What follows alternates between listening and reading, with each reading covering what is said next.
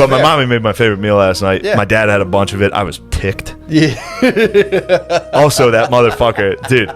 I had him by the balls last night. What? Because I was like, dude, you better do what I say or I'm snitching on you. What He's like, what are you gonna snitch on? Because this is what happened. Everybody was gone. It was me and Phil and my niece and nephew. Mm-hmm. My nephew hates me. Okay. He spazzes. If it's just me and him, he freaks the fuck out. Fair enough. Phil put him to sleep. He was going to sleep. And my dad was like, I'm going to go sign the book. And I was like, dude, don't go to the fucking bar. If you go to the bar and if this kid wakes up, I'm fucked. Yeah.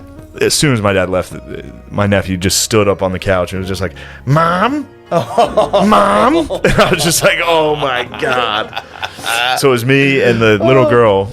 Aaliyah, who was running around. Yeah. She's a sweetheart, but she's fucking like 5 or 6. Yeah. So it was just me and these 2 kids, and she was obviously no help. And Anthony wouldn't let me pick him up. Yeah. Like he was like sprinting away. I had to chase him around the house. Which is even worse. It's like his worst fear. He's like, oh, he's worst chasing fear. me. Yeah. Worst fear was me like, come on, you want to watch Shrek? You want to Shrek? And he's like, no. And then he was like, he denied Shrek 1.